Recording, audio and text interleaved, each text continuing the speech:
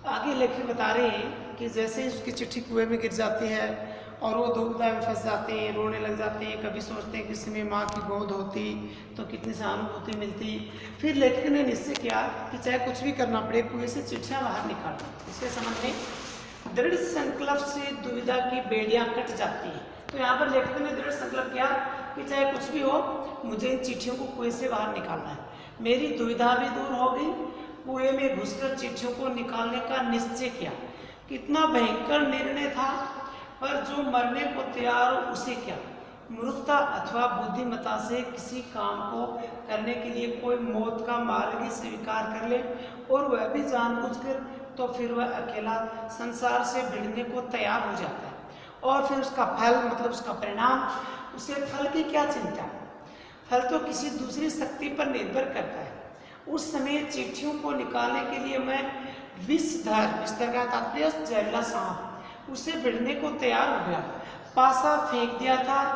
मौत का आलिंगन हो, आलिंगन का मतलब है मौत को गले से लगाना, स्वीकारना। सांप से बचकर दूसरा जन्म, इसकी कोई चिंता नहीं थी, पर विश्वास ये था कि डंडे से सांप को पहले मार दूंगा, तब फिर चिट्ठियां उठा लूंगा। बस इसी दृढ़ विश्वास के बूते पर मैंने कुएं में घुसने की ठानी। तो लेके बता रहे कि चिट्ठियों को कुएं से निकालने के लिए मैंने दृढ़ संकल्प कर लिया कि चाहे कुछ भी करना पड़े और मैं सांप को मार करके कुएं से चिट्ठियों को बाहर निकाल लाऊंगा। तो उसी संकल्प के अनुसार वो अपनी योजना को अंतिम रूप देना चाहते हैं और उन्होंने निश्चय कर लिया कि चाहे मुझे कितना भी बड़ा त्याग करना पड़े, कितनी भी मुसीबत का सामना करना पड़े, लेकिन मैं चिट्ठियों को कुएं से बाहर निकाल कर ही रहूँगा। छोटा भाई रोता था और उसके रोने का तात्पर्य था कि मेरी मौत मुझे नीचे बुला रही थी। तो जैसे ही लेखक ने कुएं में उतरने की सोची, उसका छोटा भाई रोने लगा, क्योंकि उसे इस बात का डर था कि कुएं के अंदर जहरीला सांप है और कहीं सांप ने भाई के ऊपर प्रहार कर दिया तो शायद हो सकता है कि इसके प्राण भी कुएं में निकल जाएंगे। तो इस कारण वो रोने लगा। यद्यपि वह शब्दों से न कहता था, वास्तव में मौत सजीव और नग्न रूप में कुएं में बैठे थे, सांप के रूप में। पर उस नग्न मौत से मुठभेड़ के लिए मुझे भी नग्न होना पड़ा। छोटा भाई भी नंगा हुआ। एक धोती मेरी, एक छोटे भाई की, एक चने वाली और 2 कानों से बंधी हुई धोतियां, 5 धोतियां और कुछ रस्सी मिलाकर कुएं की गहराई के लिए काफी हुई। तो इस प्रकार से उन्होंने अपनी धोतियों को कुएं में, अपने लेखक स्वयं उतरना चाहता तो उसके लिए धोतियों को खोला, उसकी रस्सी बनाई और उस रस्सी को एक तरफ से अपने भाई को पकड़ा देता है। हम लोगों ने धोतियां एक दूसरे से बांधी और खूब खींच कर आजमा लिया कि गांठ कड़ी है या नहीं, कि ऐसा ना हो कि कुएं में उतरते समय गांठ खुल जाए। अपनी ओर से कोई धोखे का काम न रखा। धोती के एक सिरे, जो दूसरी साइड थी उसकी, वो अपने भाई को थमा दी और एक सिरे अपनी कमर के बांध ली। धोती के एक सिरे पर डंडा बांधा और उसे कुएं में डाल दिया। दूसरे सिरे को डेंग लकड़ी पर पूर टिकता है, कुएं की मुंडेर पर जो होती है, उसके चारों ओर एक चक्कर देकर और एक गांठ लगाकर छोटे भाई को दे दिया। छोटे भाई केवल 8 वर्ष का था, इसलिए धोती को डेंग से कड़ा करके बांध दिया और तब उसे खूब मजबूती से पकड़ने के लिए कहा। मैं मतलब लेकर कह रहा कि मैं कुएं में धोती के सहारे घुसने लगा और छोटा भाई रोने लगा। उसके रोने का वही कारण था कि कहीं ऐसा ना हो कि सांप है वो भाई को डस ले। और जैसे छोटा भाई रोने लगा तो लेखक ने उसे आश्वासन दिया कि मैं कुएं के नीचे पहुंचते ही सांप को मार दूंगा, और मेरा विश्वास भी ऐसा ही था। कारण यह था कि इससे पहले मैंने अनेकों सांपों को मारा था। तो इस प्रकार लेखक अपने छोटे भाई को ये विश्वास दिला रहा था कि मैं किसी भी स्थिति में सांप को अपने ऊपर प्रहार नहीं करने दूंगा और मैं सांप को मार करके कुएं से चिट्ठियां निकालूंगा और सुरक्षित बाहर निकल आऊंगा। उनको विश्वास था कि क्योंकि उसने पहले भी कई सांप मार डाले थे, इसलिए कुएं में घुसते समय मुझे सांप का तनिक भी भय नहीं था। उसको मारना मैं बाएं हाथ का खेल समझता था। बाएं हाथ का खेल का मतलब होता है बहुत ही आसान काम। कुएं के धरातल से मतलब कहें कि कुएं के पेंदे से जब 4-5 गज ऊपर रहा हूँगा, तब ध्यान से नीचे को देखा अक्कल चकरा गई। एक बार तो ये घबरा गया। सांप फन फैलाए, सांप मानो पूरी तरह से गुस्से में था और फन फैलाए इस प्रकार की इस मुद्रा में स्थिति में था कि अभी लेखक के ऊपर ये अटैक करेगा। पूंछ, सांप फन फैलाए, धरातल से एक हाथ ऊपर उठा हुआ लहरा रहा था कुएं के पैंधे से ऊपर, और पूंछ के समीप का भाग पृथ्वी पर था। आधा अग्रभाग, आगे का भाग जो फन वाला भाग होता है, ऊपर उठा हुआ मेरी प्रतीक्षा कर रहा था। नीचे डंडा बंधा था।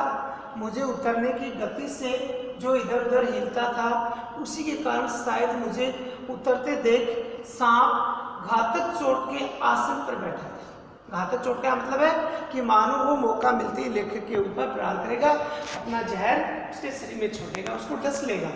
सपेरा जैसे बीन बजाकर काले सांप को खिलाता है, उसको प्रसन्न करता है, और सांप क्रोधित हो फन फैलाकर खड़ा होता है और फुंकार मारकर चोट करता है। ठीक उसी प्रकार सांप तैयार था।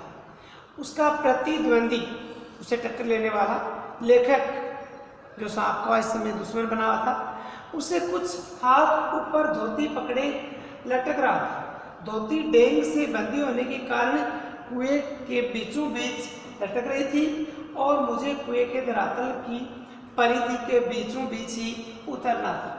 इसके माने कई थे। माने का मतलब है, इसका उद्देश्य उचित है, सांप से 1.5-2 फीट गज नहीं की दूरी पर पैर रखना, और इतनी दूरी पर सांप पैर रखते ही चोट करता। स्मरण रहे कि कच्चे कुएं का व्यास बहुत कम होता है, उसकी जो कहीं की चौड़ाई है गोलाई रूप में कम होती है। नीचे तो वह 1.5 गज से अधिक होता ही नहीं है, 1.5 गज कहीं लगभग 4.5 फीट के आसपास। ऐसी दशा में कुएं में मैं सांप से अधिक 4 फुट की दूरी पर रह सकता था, वह भी उस दशा में जब सांप मुझसे दूर रहने का प्रयत्न करता। पर उतरता तो था कुएं के बीच में। उतरना कुएं के बीच में क्यों था? क्योंकि मेरा जो उद्देश्य था वो चिट्ठियों को उठाकर लाना। मेरा साधन बीचों बीच लटक रहा था। साधन का मतलब है कि जिस धोती के रस्सी के बल से वो लटका हुआ, ऊपर से लटक कर तो सांप नहीं मारा जा सकता था।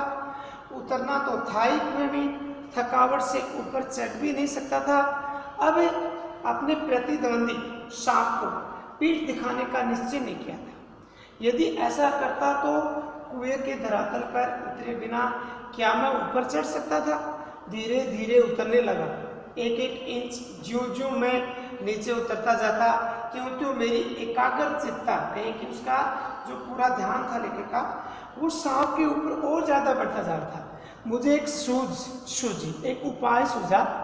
दोनों हाथों से धोती पकड़े हुए मैंने अपने पैर कुएं की बगल से, कहीं उसकी जो साइडों की दीवारें थी उनसे लगा दी। दीवार से पैर लगाते कुछ मिट्टी नीचे टूटकर गिरती है और सांप ने फूंक करके उस पर मुंह मारा। मेरे पैर भी दीवार से हट गए और मेरी टांगे कमर से समकोण बनाती हुई लटकती रही, पर इससे सांप से दूरी और कुएं की परिधि पर उतरने का ढंग मालूम हो गया। तो इस प्रकार से लेखक ने तरीका निकाल लिया कि मैं इस प्रकार से कुएं के दोनों साइडों की जो दीवारें पैर लगा करके और धीरे धीरे नीचे सांप तक पहुंच जाऊंगा, और ऊपर से मिट्टी गिरेगी, सांप का ध्यान उधर जाएगा, उस समय मैं डंडे से चोट करके सांप को मार डालूंगा। इस योजना के अनुसार वो नीचे धरातल पर और गहराई में उतरता है और वो लेखक सांप के बिल्कुल पास पहुंच जाता है। कुछ तनिक झुककर मैंने अपने पैर कुएं के बगल से सटकाए और कुछ धक्के के साथ अपने प्रतिद्वंदी सांप के सम्मुख कुएं के दूसरी और 1.5 गज पर कुएं के धरातल पर खड़ा हो गया। आंखें चार हुई, आंखें चार होना, नजरें मिलना, आमना सामना होना। तो उधर सांप का ध्यान लेखक पर और लेखक का सांप पर। शायद एक दूसरे को पहचाना। सांप को चक्षुश्रवा कहते हैं। आ जाता कि सांप के कान नहीं होते, केवल मानो वो आंखों से ही सुनने का कार्य करता है, यानी वो जो धड़कन होती है, वाइब्रेट होती है, वाइब्रेशन होता है, उसी से वो किसी चीज़ की आवाज़ का अनुभव कर पाता है।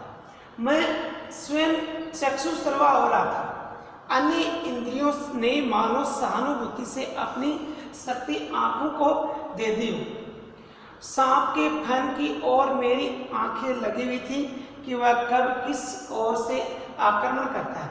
सांप ने मोहनी सी डाल दी और शायद वह मेरे आक्रमण की प्रतीक्षा में था, पर जिस विचार और आशा को लेकर मैंने कुएं में घुसने की ठानी निश्चय किया, वह तो आकाश कुसुम था। आकाश से कोई फूल तोड़ के लाना उसके समान असंभव कार्य था। मनुष्य का अनुमान और भावी योजनाएं कभी कभी कितनी मिथ्या और उल्टी निकलती हैं कि उसकी योजनाएं तो ऐसी होती हैं कि आसमान से फूल तोड़ कर ले आए, लेकिन वो कार्य असंभव होता है। तो कुएं में उतरने के बाद लेखक को भी कुछ ऐसा लग रहा था। मुझे सांप का साक्षात होते ही, आमना सामना होते ही अपनी योजना और आशा की असंभवता प्रतीत हो गई। डंडा चलाने के लिए स्थान नहीं था, क्योंकि कुएं में लगभग नीचे 4 फीट की जगह थी। लाठी या डंडा चलाने के लिए काफी स्थान चाहिए जिसमें वे घुमाए जा सके। सांप को डंडे से दबाया जा सकता था, पर ऐसा करना मानो तोप के मुहरे पर, कहीं उसके मुहाने या मुंह पर खड़ा होना था। तोप के मुंह पर खड़ा होने का अर्थ है साक्षात मौत का सामना करना या बहुत बड़ी रिस्क लेना। सांप को डंडे से दबाया तो जा सकता था, लेकिन उसके ऊपर चोट नहीं की जा सकती। यदि फन या उसके समीप का भाग न दबा तो वह फिर पलटकर जरूर काटता और फन के पास दबाने की कोई संभावना भी नहीं थी, क्योंकि कुएं के अंदर जगह काफी कम थी। तो लेखक इस समय दुविधा में पड़ा हुआ था, क्या किया जाए, कैसे सांप को मारा जाए, कैसे चिट्ठियों को वहां से उठा कर लाया जाए, और फिर पास पड़ी चिट्ठियों को कैसे उठाता। 2 चिट्ठियां उसके पास उससे सटी हुई पड़ी थी और एक मेरी और थी। मैं तो चिट्ठियां लेने ही उतरा था।